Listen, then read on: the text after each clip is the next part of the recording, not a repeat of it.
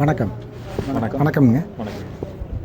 இன்றைக்கு தீரன் கலைக்குழுவினுடைய ஆதியும் அந்தமும் நிகழ்ச்சியில் பங்கு பெற்று சிறப்பிக்க இருப்பவர்கள் பூளவாடியைச் சேர்ந்த திரு ராமசாமி அவர்களும் வலசுபாளையத்தைச் சேர்ந்த ராசு என்கிற செல்வகுமார் அவர்களும். இந்த 2 பேரும் வள்ளிக்கும்மியில் கரை கண்டவர்கள். அது மட்டும் இல்லாமல் அண்ணன்மார் கதையையும் படிக்கக்கூடியவர்கள், அதிலும் மிகச்சிறப்பாக மாதக்கணக்கில் கூட பாடக்கூடிய திறமை உள்ளவர்கள். இந்த 2 பேர்த்தையும் சந்திப்பதில் தீரன் கலைக்குழு மிகுந்த மகிழ்ச்சி அடைகிறது. இப்போது நாம் அவங்ககிட்ட சில கேள்விகள் கேட்க போகிறோம். அதுக்கு அவங்க என்ன பதில் சொல்கிறாங்கிறத நாம் இப்போ பார்க்கலாம். வணக்கம். வணக்கம். நான் ஒரே கேள்வி மட்டும் கேட்குறேன். அந்த ஒரு கேள்விக்கு நீங்கள் உங்களுடைய பதிலையும் அவருடைய பதிலையும் சொல்லுங்கள். முதலாவது கேள்வி, உங்களுடைய எத்தனையாவது வயதில் இந்த வள்ளிக்கும்மியை நீங்கள் கற்றுக்கிட்டீங்க? நாங்கள் வந்து 26வது வயதில் கற்றுக்கிட்டோம். கல்யாணத்துக்கு முன்னாடியே கற்றுக்கிட்டீங்க. நீங்கள்? நான் கல்யாணத்துக்கு பின்னாடி ஒரு 35 வயசில் கற்றுக்கிட்டீங்க. ரெண்டாவது, உங்களுக்கு இந்த வள்ளிக்கும்மியை சொல்லிக் கொடுத்த குரு யாருங்க? எங்கள் ஊருக்கு பக்கத்தாலேயே குமாரவாளத்திலிருந்து தண்டவாணி ஆசிரியர், ஒரு 5 கிலோமீட்டர் தூரம். அவர் பேர் வந்து தண்டவாணி. அவர்கிட்ட வள்ளிக்கும்மி கற்றுக்கிட்டோம். உங்களுக்குங்க? எங்களுக்கு குரு வந்து எனது மாமன் பூளவாடி ராமசாமி. ஓ, இவர் தாங்க. சரி, உங்களுக்கு தாய் மாமாகிறாருங்களா? சரி. அதற்கு அடுத்ததாக, இந்த வள்ளிக்கும்மியில் பழைய காலத்து முறை எப்படி இருந்தது, இன்றைக்கி எப்படி இருக்குது? அதாவது பழைய காலத்து முறைனா வந்துங்க, அது இந்த வள்ளிக்கும்மியினுடைய கதை மட்டும் வரும். இப்போது அதே கதை தான் வருது, அந்த பாடல் மட்டும்தான் பாடுவோம். இப்போ வந்து அப்படி இல்லை. எல்லா பாட்டையும் கூட நாட்டுப்புற பாடல், மக்கள் இசை பாடல் எல்லாமே கூட எனக்கு காலத்துக்கு ஏற்ற மாதிரி கொஞ்சம் மாற்றி பாட வேண்டிய சூழ்நிலை அப்படி பாடிட்டு இருக்கோம். அன்றைக்கி வள்ளிக்கும்மினா தர்க்கம், வசனம், வள்ளிக்கும்மி மட்டும்தான் பாடுவோம். நீங்களும் அப்படி தான் பாடுறீங்களா? இல்லைங்க, முதல்ல அப்படி இருந்துங்க. இப்போ காலத்துக்கு தகுந்த போல் அதெல்லாம் மாறி இப்போ என்னென்ன வந்திருக்குதுங்க உள்ள? இப்போ நாட்டுப்புற பாடல், சாமி பாடல், இது எல்லாமே உள்ள வந்து தென்மாங்கு பாடல். இந்த கதைக்கும் அதுக்கும் எந்த சம்மந்தம் இல்லாத பாடல்கள், ஆனால் மக்கள் ரசிக்கக்கூடிய மாதிரியான, அதை போட்டால் தான் மக்கள் ரசிக்கிறாங்க கொஞ்சம். அதனால் இப்போ வள்ளிக்கும்மியிலேயே தருக்கம், கதை இது எல்லாம் சொல்லி எடுத்தோம்னா அது கொஞ்சம் சபை கட்ட போர் அடிக்கிற மாதிரி ஆகிடுச்சு.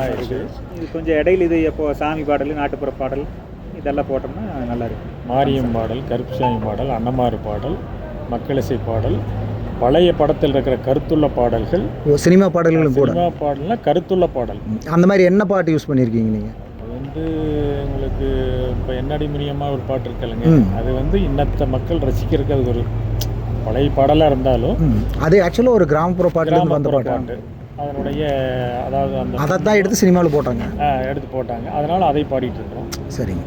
கருப்புசாமி பாடல் பாடிட்டு இருக்கிறோம். அப்புறம் நாட்டுப்புற பாடல்னு சொன்னால் ஏழரிசி ஓய்மை, அது மாமனம், அத்தை கொண்டு மாமனம் கலந்து கேள்வி கேட்குற மாதிரி அதுக்கு பதில் சொல்கிற மாதிரி அந்த மாதிரி பாடல்கள். இந்த வள்ளிக்கும்மி ஆண்டாண்டு காலமாக கிட்டத்தட்ட 100கணக்கான வருஷமாக ஆண்கள் மட்டுமே ஆடக்கூடிய ஆட்டமாக இருந்தது, கும்மியாக இருந்தது. இந்த கிட்டத்தட்ட ஒரு 7-8 வருஷமாக தான் பெண்கள் உள்ளே வந்து இந்த கலை வந்து மென்மேலே எல்லா கிராமப்புறங்களையும் பரவுச்சு.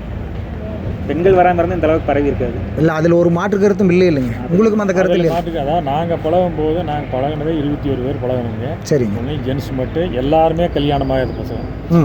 இந்த கலை பழக வேண்டும் சொல்லி நாங்கள் கிட்டத்தட்ட ஒரு 10 கிராமத்துக்கு வாத்தியார் தேடி இறங்க. இன்னைக்கு மாதிரி வாத்தியார் கிடையாது. இல்லை, இதையெல்லாம் தான் நாங்கள் கேட்கணும். அதுக்காக, ஏன்னா இப்போ அதை ரொம்ப ஈஸியாக எடுத்துக்கிறாங்க. ஆமாங்க, அதனால தான் சொல்கிறேன். அன்னைக்கெல்லாம் பைக் வசதி கிடையாதுங்க. இவ்வளோ ஒரு யூடியூப் இந்த வசதி எதுவுமே கிடையாது. மீடியா கிடையாது. செவி வெளி இந்த மாதிரி கேட்டு தான் பண்ணணும். ஒரு பக்கம் போகிறனால நாங்கள்லாம் வாத்தியாரை தேடி ஒரு 10 கிராம் சைக்கிள்லேயே வீட்டு வேலையெல்லாம் முடிச்சு போட்டு, தோட்டத்து வேலையை முடிச்சு போட்டு, நைட் 8 மணிக்கு மேலே சாப்பிட்டு போட்டு வண்டி எடுத்துகிட்டு கிராமத்துக்கு போவோம். போய் எங்கெங்கே வாத்தியார் இருக்கிறான்னு முதலே தெரிஞ்சு வச்சு அந்தந்த கிராமத்துக்கு போய் அவங்கள சந்தித்து எங்களுக்கு ட்ரைனிங் கொடுக்கணும், பயிற்சி கொடுக்கணும். வாரேன்னு கேட்டால் நிறைய பேர் வரல, என்னால் அவ்வளோ தூரம் வர முடியாது, சைக்கிளில் வந்துட்டு என்னால் வர முடியாதுனால சொன்னாங்க. கடைசியாக ஒரு எங்கள் பக்கத்தூர்லேயே ஒரு தண்டவாணி ஆசிரியர் ஒருத்தர் இருந்தார். அவர் போய் அன்றைக்கி கண்டிப்பாக நான் உங்களுக்கு சொல்லிக் கொடுக்குறேன்னு சொல்லி அவர் மாதம் வந்து 5 நாள் வருவாருங்க. எங்கள் தோட்டத்துக்கு வந்துடுவார். 5 மணிக்கு தோட்டம் வந்துடுவார். அவருக்கு முறையாக வந்த உடனே காப்பி கொடுத்து வெத்தலைவா சாப்பிட்டு பின்னாடி வெத்தலைவாக்கு முறையாக கொடுப்போம் டெய்லியாக. அவருக்கு எங்களுக்கு வந்து இந்த கலையை கற்றுக் கொடுன்னு சொல்லி வெத்தலைவாக்கு கொடுத்து அவரை நாங்களே கூட கூட்டிகிட்டு போய் எங்கள் தோட்டத்தில் ஒரு 10 நாள், பக்கத்து தோட்டத்தில் ஒரு 10 நாள், மறுபடியும் ஒரு தோட்டம் 3 தோட்டத்துலையும் மாற்றி கிட்டத்தட்ட 3 மாதம் பழகணும். 3 மாதம் பழகினீங்க? 3 மாதம் பழகணும். பழகி அதாவது அவர் ஏன்னா எங்களுக்கு வந்து ரொம்ப ஆர்வம் ஜாஸ்தி. நமக்கு இன்னொரு பையனுக்கு ரொம்ப ஆசை. என்னுடைய தம்பியும் கூட ஆரிச்சமைப்பு, அவர் ஆசிரியர் இருக்கார். அதாவது இன்றைக்கி ஒரு பாடல், நாளைக்கு ஒரு பாடல் சொல்லணும்னு சொன்னால் இந்த பாடல் வந்து நீ நாளைக்கு ஒப்பிக்கோன்னு ஒரு கட்டளை போடுவார்.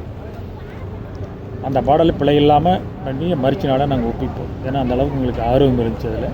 அதனால் அப்படியே ஒவ்வொரு நாளும் ஒவ்வொரு பாடல் ஒவ்வொரு வசனத்தை அப்படியே சொல்லி கிட்டத்தட்ட 3 மாதத்தில் அதனுடைய கலை எல்லாத்தையும் கற்றுக் கொடுத்துட்டோம். அன்றைக்கெல்லாம் அரங்கேற்றம் கிடையாது. இந்த மாதிரி அரங்கேற்றம் வைக்கிறதெல்லாம் கிடையாது. பழகினா குருவுங்குழாயும் கொடுப்பார் ஆசிரியர். வந்து இந்த கலையை நீங்கள் மட்டும் வச்சுக்கக்கூடாது, ஒரு 10 பேர்த்துக்கு கற்றுக் கொடுக்கணும் அப்படிங்கிற மாதிரி ஒரு பூஜை ஒன்று வச்சு அந்த நோட்டெல்லாம் அந்த வசனத்திற்கும் பாடல் எல்லாமே எழுதி அது ஒரு பூஜை வச்சு அந்த குருக்கிட்டேருந்து நம்ம காலில் விழுந்து ஆசீர்வாதம் பண்ணி அந்த குருவுங்களாய் அவர்கிட்ட வாங்கினா மட்டும்தான் இது நீங்கள் அதுதான் முறை அந்த முறையை நான் அவர்கிட்ட குருவுங்களாய் வாங்கியிருக்கிறேன். ரொம்ப நாளாக வந்து இந்த கலை எல்லாத்துக்கும் சொல்லிக் கொடுக்க முடியலையே அப்படிங்கிற ஒரு ஏக்கம் இருந்துச்சு. அன்றைக்கெல்லாம் பெரிய வரவேற்பு கிடையாது. அப்போ மாலை கோயிலில் எங்கள் ஊருக்கு பக்கத்தால் ஒரு மாலை கோயிலில் வந்து ஆடி 3ஆம் தேதி, தை 3ஆம் தேதி உழவர் தினத்தன்னைக்கு ஒரு பெரிய கூட்டம், கிட்டத்தட்ட ஒரு 2 லட்சம் பேர் கூடுவாங்க. அதில் வந்து அதாவது ஊருக்கு ஏதோ 10 கிலோமீட்டருக்கு 2 கிலோமீட்டர் 4 கிலோமீட்டருக்கு ஒரு வாத்தியார் இருப்பாங்க. அந்த வாத்தியாருங்கெல்லாம் ஒருங்கிணைச்சு எங்ககிட்ட பழகின பசங்கள்லாம் இருப்பாங்களா, அங்கே எல்லாம் வந்து எல்லாம் செட்டாக வந்து ஒரு மைக்கெல்லாம் எதுவும் கிடையாதுங்க. அப்படியே வாயில் பாடி ஆடுவோம், 1 மணி நேரம் ஆடுவோம். அப்படியே நடந்துகிட்டு இருந்தது. அப்புறம் மேலும் அப்படியே காலங்கள் போயிட்டு இருந்தது. என்னுடைய மனசில் ஒரு ஏக்கம் என்னென்னா, இந்த கலையை நாம் அவர்கிட்ட குருவுங்களாயாக வாங்கிட்டோம், கற்றுக் கொடுக்கணும். கற்றுக் கொடுக்கீங்கன்னா பாவம்னு ஒரு வார்த்தை சொன்னார். கலை நீங்கள் மட்டும் வச்சுருந்தீங்கன்னா அது பாவமாயிரு, கண்டிப்பாக நீங்கள் கற்றுக் கொடுக்கணும்னு சொன்னார். அப்புறம் காலங்கள் அதுக்கு வழிவிட்டது. பெண்களெல்லாம் இதுக்குள்ளே வந்தாங்க. அதுக்குள்ளே இதில் நிறைய விமர்சனங்கள்லாம் வந்ததுங்க. இந்த கலை வந்து ஜாதி ரீதியாக போய்கிட்டு இருக்குது, இதை வந்து இன்னாருக்கு தான் கற்றுக் கொடுப்பாங்க, இன்னாருக்கு தான் கற்றுக் கொடுக்க மாட்டாங்கன்னெல்லாம் போச்சு. இப்போ அதை நீங்கள் சொல்லக்கூடிய விஷயங்கள் வந்து அதையெல்லாம் உடைக்குதுன்னு நான் நினைக்கிறேன். ஏன்னா ஒரு குரு வந்து உங்கள்கிட்ட சத்தியம், நீங்கள் கற்றுக் கொடுக்கலின்னா பாவம்னு ஒரு குரு சத்தியம் வாங்குறாருன்னா அதில் வந்து பேதம் இல்லைன்னு தான் அர்த்தம். இல்லைங்க, இந்த கலைக்கு வந்து எல்லோரும் கற்றுக்கலாமுங்க.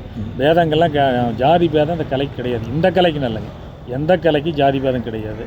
நம்மளாக தோன்றி சில பேர் வந்து அதாவது நம்ம இதில் வந்து அதிகமாக இதில் பழகிறாங்க, விரும்புகிறாங்க. அதுதான் காரணம் ஒழிய இது வந்து கற்றுக் கொடுக்குறாங்கிறதெல்லாம் ஒன்றும் கிடையாது. அப்படி இல்லை. நீங்கள் வள்ளிக்கும்மி இல்லாமல் வேறு என்ன பண்ணுறீங்க? வள்ளிக்கும்மி இல்லாமல் நாங்கள் வந்து அன்னமார் கதை படிப்போம் முழுசா. சரிங்க. பொன்னர் சங்கர் வாழ்க்கை வளராரு பூராமே எங்களுக்கு அத்துப்படி. எங்கள் குரு வந்து வலசப்பழத்திலேயே இருந்தாங்க. சரி. அவர் பேருங்க? வலசுமே. எங்கள் குரு வந்து பெரிய பையன் ஒருத்தர், இன்னொருத்தர் வந்து பாப்பி கவுண்டர். சரி. 2 பேர் தான் எங்களுக்கு முதல் குரு. அன்னமார் கதை வந்து 15 வயசுலேயே கற்றுக்கிறக்க ஆரம்பிச்சிட்டேன். 15 வயசு உடுக்கை அடித்து பாடுவீங்க? உடுக்கை அடித்து ஆட்டம் ஆடி பாடுவோம். எவ்வளோ நாளைக்கு நடத்துவீங்க? அதிகபட்சம் எவ்வளோ நாளைக்கு நடத்துவீங்க? அதிகபட்சம் அந்த கதை முதல்லிருந்து கடைசி மட்டும் படிக்கணும்னா 2 மாதம் படிக்கணும். 2 மாதம் முடிக்கிறக்கு. ஒரு நாளைக்கு ஒரு 3 மணி நேரம் படிக்கலாம். நைட்டு ஒரு 7-8 மணிக்கு ஆரம்பித்தா 10 மணி மட்டும். இப்போ அதில் வந்து அந்த படுகளை எழுப்புறது, தங்காபுலம், இது எல்லாமே வருங்க. அன்னமார் வந்து இது பொன்னுடைய அக்கௌண்ட பிறந்து வளர்ந்து கல்யாணம் வச்சு, அப்புறம் பொன்னர் சங்கர் பொன்னர் சங்கர் எல்லாம் வளர்ந்து எப்படி போருக்கு போகிறாங்க வர்றாங்க, எப்படி ஆட்சி வரிவாளம் செய்கிறாங்க, அது முடித்து வேட்டுவர் சீமைக்கு பொன்னர் சங்கர் எப்படி போகிறாங்க, மாண்டு மடிஞ்சாங்க, அது தங்கா புலம்பல், படுகளம் போட்டு எழுப்புறது அனைத்துமே அதில் அடங்கி. வீரமலை பற்றி அனைத்து இதுவுமே தெரியும். அந்த கதை முழுக்க உங்களுக்கும் அதில் பங்கு உண்டுங்களா? நான் பங்கு வர்றதுக்கு வாய்ப்பு இல்லைங்க. தெரியும், ஆனால் நாங்கள் அதில் கலந்துக்கல. ஆனால் அந்த கோயிலை மீட்டெடுக்கிற விஷயத்தில் வந்து உங்களுக்கு ரொம்ப முக்கியமான பங்கு இருக்குதுன்னு சொன்னாங்க. அதுக்காக நான் கோயிலை எப்படியும் நம்ம மீட்டெடுக்கணுங்கிறதுக்காக கிட்டத்தட்ட 3 வருஷமாக, ஏன்னா நிறையா டயத்தில் ஒரு 10-15 வருஷமாக போராடுறாங்க. இதில் நான் ஜாயின்ட் ஆகி இந்த 4 வருஷமாக தான் இதில் அந்த 4 வருஷத்தில் வந்த ஒரு தீர்ப்பு வந்து உங்களுக்கு சாதகமாக வந்துருக்குதுன்னு. தீர்ப்பு வந்து நீங்கள் கோயில் கும்பாபிஷேகம் பண்ணுங்க அப்படிங்கிற மாதிரி ஒரு தீர்ப்பு வந்தது. அந்த தீர்ப்பு வந்ததுக்கு முன்னால் அதுக்கு உண்டான ஏற்பாடுகளை எல்லாம் பண்ணணும். அப்புறம் கால சூழ்நிலை காரணமாக அப்போ பாட்டுக்கு தான் சம்மந்தம் இல்லையோ ஒளி அந்த கதைக்கும் அந்த இடத்துக்கும் உங்களுக்கு சம்மந்தம் இருக்குது. கண்டிப்பாக. அந்த வகையில் உங்கள் 2 பேர்த்துக்கும் வந்து ஒரு ஒற்றுமை இருந்துக்கிட்டே இருக்குது. இந்த கலை இன்னும் எவ்வளோ தூரத்துக்கு போகும்? அதே மாதிரி உங்கள் இதில் அன்னமார் கதை வந்து இன்னும் எவ்வளோ நாளைக்கு இது நடக்கும்? நம்முடைய மக்கள் வந்து இப்போ ரொம்ப நாகரீகமாக யூடியூப்லேயும் இதுலேயும் ரொம்ப போய் ஒரு 2 நிமிஷம் 1 நிமிஷம் 10 வினாடிக்கு வந்துட்டாங்க. அப்படி இருக்கிற போது 60 நாள் நடத்தின கதையை வந்து இப்போ அவ்வளோ நாள் நடத்த முடியுதுங்களா? இப்போ வந்துங்க அந்த கதையை வந்து கேட்குறதுக்கு பொறுமை வேணும். முதல்ல அந்த ஆரம்பத்துலேருந்து அதை கதையை கேட்டோம்னா, இன்றைக்கி 1 மணி நேரம் படித்தோம்னா கண்டிப்பாக அந்த கதையை விருப்பம் உள்ளது நாளைக்கு கண்டிப்பாக வந்து கேட்பாங்க. முடிய மட்டும் கேட்டு அதை ரசிக்கக்கூடிய தன்மை எல்லாத்துக்கும் இருக்கணும். ஆனால் இருக்கிறாங்க இன்றைக்கி கால சூழ்நிலையில் அது பார்க்க முடியறதில்ல. அன்றைக்கெல்லாம் நாங்கள் பழகினோம்னா பொழுதுக்கு வேலை செஞ்சுட்டு பொழுதோட 7 மணிக்கு எல்லாம் வீட்டுக்கு வந்துடுவாங்க, சாப்பிட்டு எல்லாம் வந்துடுவாங்க பார்க்குறக்கு. கதை பூரா எல்லாம் படித்து நீட்டாக பழகணும். குருவும் அதே மாதிரி தான் குருவுங்களாகி வாங்கினோம், பட்டை செஞ்சு விடணும், எல்லா ஜம்மும் பண்ணால். இப்போ வந்து இளைஞர்கள் அது பண்ணுறக்கு சாத்தியம் இல்லை. ஏன்னா அந்த கால சூழ்நிலை ஒத்துக்க மாட்டேங்குது. அவனாமல் எல்லாம் வெளியே வேலைக்கு போகிறாங்க, அது பண்ண முடியாது. அவ்வளவு இப்பவும் ஆர்வம் எல்லாத்துக்கும் இருக்குது, ஆனால் அதை பண்ண முடியாத சூழ்நிலையில் இருக்கிறாங்க. பாருங்க, இப்பவும் ஒரு டீம் பழகுறாங்க. குப்பம்பழத்தில் ஒரு 10 பசங்க அதை பழகி ஆகணும் தீவிரம் இல்லை. அது இப்போ வந்து அந்த கதை மறுபடியும் உருவெடுத்து வருதோங்கிற ஒரு எண்ணம் இருக்குதுங்க. முதல்ல வந்து ஒரு 20 வருஷத்துக்கு முன்னால் அது நடந்துக்கிட்டு இருந்ததுங்க. நடுவே ஒரு 20 வருஷமாக அது இல்லாமல் இருந்தது. இப்போது கிட்டத்தட்ட நான் ஒவ்வொரு பக்கம் நடக்கிற பக்கம் எல்லா பக்கம் போயிட்டு தான் இருக்குதுங்க. ஒவ்வொரு பக்கமும் நாளை குறைச்சிட்டாங்களே ஒழிய நடக்கிறது 30 நாள் இருந்ததை 15 நாள் பண்ணுறாங்க, அல்லது 15 நாள் இருக்கிறது 1 வாரம் பண்ணுறாங்க, 1 நாள் இருக்கிறது 10 நாள் பண்ணுறாங்க. ஒரு நாளில் கூட அந்த கதையை நடத்தலாம்ங்கிற எண்ணம் வந்து எங்கள் ஏரியாவில் வந்து அது நடந்துகிட்டே இருக்குதுங்க. இப்போ மாசி மாதம் பிறந்துட்டாலே எங்கள் ஏரியாவில் திருவிழா. மாசி மதியத்துலேருந்து ஆரம்பிக்குங்க. மதியத்துலேருந்து ஆரம்பித்தா கருப்பராங்கோயில், மாட்டுக்கரத்து கோயில், கன்னிமாராத்த கோயில், இப்படி எல்லா கோயிலுமே அங்கே பள்ளையம்னு சொல்லி ஒரு விழா நடத்துவோம். ஒரே நைட்டு மட்டும். அந்த ஒரே நைட்டில் கதையை குறுக்கி படுகளை கண்ணி மட்டும் படித்து படுகளம் போட்டு வெடி மட்டும் அதை அந்த தெய்வங்கள் 2 பேர் வந்து நிறைய பேருக்கு குலதெய்வங்களாக இருக்கிறதும் ஒரு காரணமாக இருக்கலாம் இல்லைங்களா? குலதெய்வமாக இருக்குது. அந்த ஏரியாவில் வந்து குலதெய்வமாக இருக்கிறவங்க இருக்கிறாங்க. சும்மா எல்லாமே விரும்புவாங்க. அந்த மாதிரி கதைன்னா அது பக்கம் பாட்டில் இருக்கிற எல்லாமே வந்து எல்லாமே விரும்பும். அதுலேயும் பாட்டு முறை வித்தியாசம் இருக்குது இல்லைங்களா? அது ஒவ்வொரு கலைஞர் ஒவ்வொரு மாதிரி படிக்கிறாங்க. இப்போ நீங்கள் இங்கே உடல்பேட்டை சைடு, பல்லடம் சைடு, திருப்பூர் சைடுலாம் பாடுற பாட்டுக்கும் காவிரி ஆற்றுக்கு கிழக்க பாடுற பாட்டுக்கு நிறைய வித்தியாசம் இருக்குது. நிறைய வித்தியாசம் இருக்குங்க. ஒவ்வொரு குரு ஒவ்வொரு மாதிரி சொல்லி கொடுத்துருப்பாங்க. ஒரு குரு வந்து அந்த ஒவ்வொரு குரு வந்து கடைசியில் அந்த படுகளை கட்டமே இல்லாமல் சொல்லி கொடுத்துருக்காங்க. இந்த பண்ணி குத்துறதோட ஆமாங்க, படுகளமே வந்து பண்ணி குத்துறதோட இது பண்ணி குத்துறதுக்கு பிறகுமே கதை இருக்குதுங்க. அந்த கதை ஒவ்வொரு குரு சொல்கிறது இல்லை, அது எப்படின்னு எனக்கு தெரியலைங்க. ஆனால் எங்கள் குரு சொல்லி கொடுத்துருக்காங்க. இல்லை, இப்போ இங்கே நடக்கிறது வந்து வாய்மொழி பாட்டு, கதைப்பாட்டு மாதிரியும், அங்கே நடக்கிறது கூத்து முறை பாட்டு மாதிரியும் இருக்குது. வேஷம் கட்டி கூத்து முறை பாட்டு மாதிரி நடத்துகிறாங்க. ஆனால் 2மே வந்து அந்த உணர்ச்சி பிளம்பாக வந்து மக்கள் மத்தியில் நிறைய இப்போது இந்த லேட்டஸ்ட்டாக வர நிறைய ஊர்களில் வைக்க ஆரம்பிச்சிட்டாங்க. இந்த கேள்வி நான் கேட்கறதுக்கான காரணமே அதானு. அது வந்து மறைஞ்சு போயிருங்கிற ஒரு எண்ணம் இருந்த காலத்தில் இப்போ அது மீண்டும் உயிர் தெளிந்து வருதுங்கிறதுக்கு ஒரு ஆதாரமாக இருக்குது. நம்ம வரலாறு அது வந்து மறையாது. ஒரு கொஞ்ச நாள் அழியும், மறுக்கா வரும், அழிக்க முடியாது. ஆனால் இது எழுத்து படித்தாலே அதனுடைய இதை கேட்டாலே உடம்புல ஒரு உணர்ச்சி, ஒரு இது அவ்வளவு உணர்ச்சிகரமான ஒரு கதை வந்து உலகத்தில் எந்த கதையுமே இல்லைங்க. அது அவ்வளவு உணர்ச்சிகரமான கதையாக இருக்கிறதுனால தான் இன்னும் அது ஆயிரக்கணக்கான ஆண்டு ஆகி கூட இன்னும் உயிரோடு இருக்குதுங்க. இப்போ மறுபடியும் 6 மணி நேரம் 7 மணி நேரம் படிப்போங்க, ஆடிட்டே படிப்போம். அது வந்து அந்த நேரத்தில் தெரியாதுங்க, அந்த சலிப்பே தெரியாது. ஆடிட்டே அந்த எனர்ஜி, அந்த இது அந்த கடைசியாக அந்த எனர்ஜி ஃபுல்லாக வரும். அந்த அளவுக்கு படிப்போம் ஆடிட்டே. வேற யாருமே அந்த கலைஞருக்கு எங்க மாதிரி ஆட மாட்டாங்க. இல்லை, அதுதான் அந்த சங்கீதம் என்பதுதான் வித்தியாசம். இவங்க ராகத்துக்கும் நீங்கள் சொல்கிறீங்களா காவிரி? இல்லை, வேற வித்தியாசம் இருக்குது. அதுதானுங்க, அது கூத்துமுறை பாட்டு, இது வந்து கதைப்பாட்டு.